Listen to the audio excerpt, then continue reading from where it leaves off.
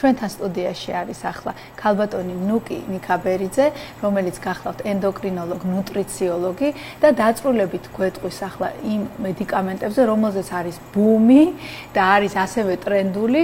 გვინდა რომ ძალიან კარგად აგვიხსნას, რა დროს უნდა მივიღოთ კვებითი დანამატი. გამარჯობა ქალბატონო ნუკი, ძალიან დიდი მადლობა რომ ხართ დღეს ჩვენი სტუმარი. პირდაპირ პირველივე კითხვით მოგმართოთ, რა არის კვებითი დანამატი? ოღონდ მინდა რომ მაყურებლისთვის იყოს ძალიან გასაგები ეს. რა არის კვებითი დანამატი? კვებითი დანამატი არის საკვები ნივთიერებების კონცენტრირებული წყარო. რა შეიძლება იყოს ეს? შეიძლება იყოს ვიტამინების, მინერალების კომპლექსი, ან ცალკეული ვიტამინი და მინერალი, ცალკე კაფსულაში აღებული ხომ? შეიძლება იყოს ცილოვანი დანამატი, ასევე ცალკე ამინომჟავური, ან ცილა რომ წარმოვიდგინოთ არის ამინომჟავების ერთობლიობა და შესაძლებელია ცალკე ამინომჟავური დანამატი ჰქონდეს მაგალითად რომელიმე კომპანიას წარმოქმნილი ხომ? ასევე არსებობს მიკროორგანიზმების მაგალითად პრობიოტიკების დანამატი. და გარდა ამისა, გარკვეული სპორტული დანამატები, კრეატინი, ელ-კარნიტინი, ეგრეთ წოდებული ცხიმწვალები, რომლებიც არის ქილებით რო ყიდულობენ, დიახ, ამაზეა. ხილი და ასე შემდეგ. აი, რა დროს უნდა მივიღოთ კვებითი დანამატი? საკმაოდ ესეთი ობიექტურ მდგომარეობებში, მაგალითად, თუ გვაქვს ობიექტურად დადგენილი გარკვეული ვიტამინის ან მინერალის დეფიციტი. როცა უკვე ეს დანამატები იქცევა ხოლმე ეგრეთ წოდებულ სამკურნალო საშუალებად, მაგალითად D ვიტამინის, რკინის, B-ჯგუფის ვიტამინების დეფიციტი, ამ დროს შევსება მნიშვნელოვანია და როგორ უნდა მივხვდეთ, რომ დანამატი გვჭირდება და გვაქვს დეფიციტი? რას ვაკეთებთ ამისთვის? აუცილებლად მიმართავთ ექიმს და შესაბამის კვლევებს ვიტარებთ ლაბორატორიაში. ძალიან ხშირად ხდება ხოლმე არასწორად თვით ჩატარება, ასე ვთქვათ, თვით გადაწყვეტილების მიღება, მაგალითად აი ძალიან ხშირი შეცდომა, როცა რკინას იმოწმებენ ხოლმე სისხლში, ნაცვლად მისი სამარაგო ფორმის ფერიტინისა და ეს აბსოლუტურად არ არის ინფორმატიული. ამიტომ სჯობს ყოველთვის პროფესიონალს მიმართავთ. ამ რეკომენდაციას უწევენ, თქო, აი მე მივიღე ეს, თქვენს დაგეხმარებათ, მე ხშირად მინახავს, ეს მართლა პრობლემაა და მინდა გავაჟღერო, რომ თქო, აი მუჭით, თქო, ადამიანს აქვს, თქო, 5 თავი მედიკამენტი და ეს ერთად, თქო, 5 წუთის ინტერვალით ესე სვამს, იღებს ჩვეულებრივ და აი მაინტერესებს ეს რამდენად გამართლებულია, თქო, 5 მედიკამენტი რომ ერთად მიიღო, არის თუ არა ამის საჭიროება, რომ თქო, ერთად გჭირდებოდეს 5 კვებითი დანამატი. მნიშვნელოვანი დეფიციტები თუ არის მაგალითად ბარიატრიული ქირურგიის შემდეგ თუ არ იყო მიღებული შესაბამისი ვიტამინები და რაღაც დროის შემდეგ აღმოჩნდა დეფიციტები, მართლა შეიძლება 5 დანამატი დასჭირდეს ადამიანს, მაგრამ სხვა შემთხვევებში ნაკლებად ხშირია ხოლმე ამდენი დანამატის საჭიროება, თუმცა ინდივიდუალურია.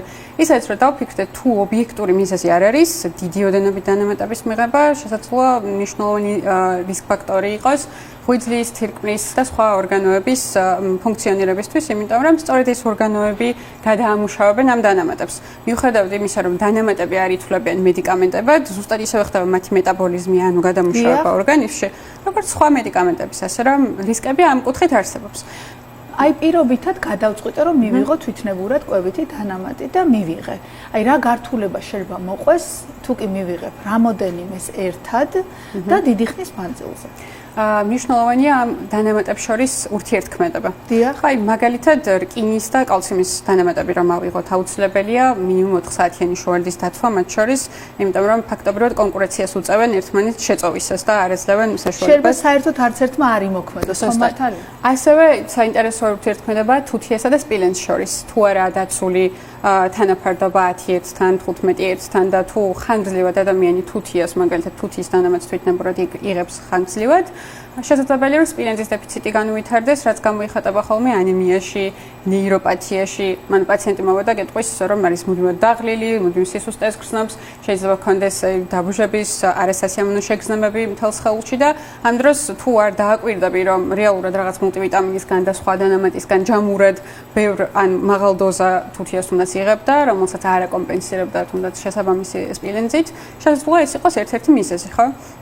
ასევე საინტერესოა ბიოტინი. ძალიან ხშირად ხდება ხოლმე დანამატებში და ძალიან მნიშვნელოვანია ამის გათვალისწინება, როცა ადამიანი ლაბორატორიულ ტესტებს იტარებს, იმიტომ რომ ზოგიერთ ლაბორატორიულ ტესტთან მიმართებაში შეიძლება რომ მივიღოთ მაღალი ან დაბალი შედეგი. აი ყველაზე ხშირად მოხმარებადი რა თქვათ პაციენტები რომ მოგმართავენ და იღებენ თქვათ ამ კვებითი. ყველაზე ხშირად მოხმარებადი მაინც უფრო თვითნებურად უფრო მეტად არის ხოლმე სპორტული დანამატები ან მულტივიტამინები, სიმართლე რომ გითხრათ. სპორტული დანამატებიც აუცილებლად ექიმის დანიშნულებით უნდა მოხდეს, ხო მართალია? საჭიროა ექიმის რეკომენდაცია, იმიტომ რომ უნდა განისაზღვროს ხომ არ არის რაიმე უკუჩვენება, ხომ არ არის რაიმე ურთიერთქმედება მაგალითად პაციენტის არსებულ მედიკამენტებთან, ხომ?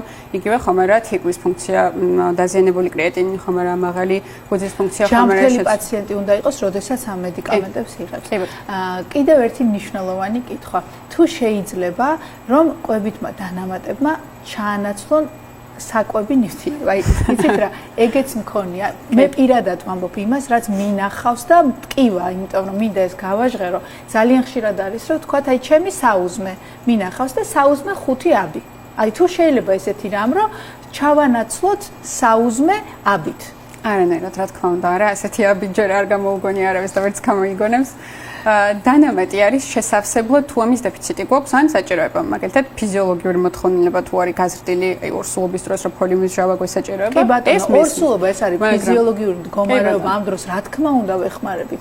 ასევე ბარიატრია უნდა მახსენეთ, ძალიან მნიშვნელოვანი. პირიქით თუ არ მიიღო ადამიანმა, იქ რიგი პრობლემები განვითარდება, მაგრამ ჯანმრთელი ადამიანი, რომელიც გადაწყვეტს, რომ უბრალოდ წონაში დაიკლოს, ან რაღაც მიზეზების გამო რო პური მაგალითად ჩაანაცვლოს რომელიმე აბით, ანუ ეს ხო მითია ნამდვილად და თუ გვაქვს მრავალფეროვანი დაბალანსებული კვება, როგორც ასეთი ვიტამინების, მულტივიტამინების დამატებაც კი არ არის ხოლმე საჭირო. თუ ვიღებთ ყველა ჯგუფის საკვებ პროდუქტს, რძის პროდუქტებს, ხორცს, თუნდაც ხილს, ბოსნეულს, თხილეულს, თესლეულს, ანუ ჩანსაღი-ცხიმების წყაროებს, თევზაულს და ასე შემდეგ, თითოეულ მათგანში სხვადასხვა მინერალი და ვიტამინი გვხვდება და მთავარია რომ იყოს მრავალფეროვანი, მუდმივად ცვლადი ეს ჩვენი კვება. და ერთი დეტალი ახსენეთ, აი წონის კლების დროს იწყებენ ხოლმე მიღებას, თუ კალორიულ დეფიციტში არა ადამიანი ადეკვატურში მოქცეული და ბალანსირებულ კვებას თუ არ იღებს, დანამატი სამწუხაროდ ვერ დაეხმარება მხოლოდ და მხოლოდ დანამატი იგივე წონის კლებაში. ასეთი ძალიან ბევრი შემთხვევა გვიქვს. პედიატრიული პაციენტები თუ გყავთ? მე არ.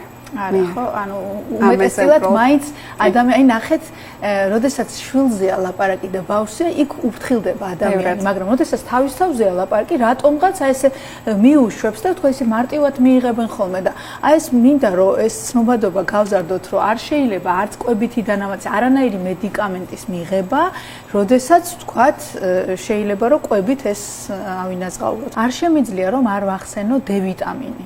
რას გვეტყვით D ვიტამინზე? D ვიტამინი მნიშვნელოვანი დანამატია ჩვენს ორგანიზმში, მნიშვნელოვანი ძალიან ბევრ ფუნქციას ასრულებს, მათ შორის თვალსაყრდენი სისტემის გამართული მუშაობა, ანუ იგივე კალციუმი, ასე ვთქვათ, ჩხალაგდეს თვალში სწორად.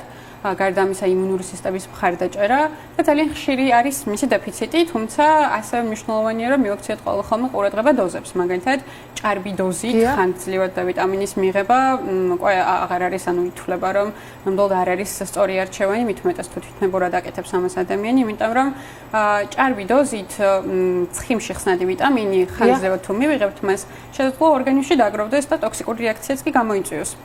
მაგალითად, იქიდან გამომდინარე, რომ D ვიტამინი კალციუმის შეწოვას ზრდის ორგანიზმში, შესაძლებელია გადავიდეთ ჰიპერკალცემიაში და განვითარდეს იგივე თუნდაც საჭმლის მომნელებელი სისტემის მხრივ პრობლემები, კენჭოვანი დაავადებები წარმოქმნას და ასე შემდეგ. კარგით, მივიღეთ D ვიტამინი, რამდენ ხანში უნდა გადავაკონტროლოთ, იმიტომ რომ ზოგი დაიწყებს მედიკამენტის მიღებას და აღარ ასრულებს არასდროს. ინდივიდუალური რა თქმა უნდა და პირადმა იქიმმა, ენდოკრინოლოგმა უნდა განსაზღვროს, რამდენ ხანში ერთხელ არის საჭირო კონტროლი, თუმცა ასევე ისიც უნდა გავითვალისწინოთ, რომ მაგალითად საფხულის პერიოდში, როცა მზესთან მეტი შეხება გვაქვს, შესაძლებელია არ იყოს ისეთი ხშირი კონტროლი საჭირო, თუნდაც, მაგრამ დოზებთან მიმართებაში ყოველთვის უნდა შევუთანხმოთ ექიმს.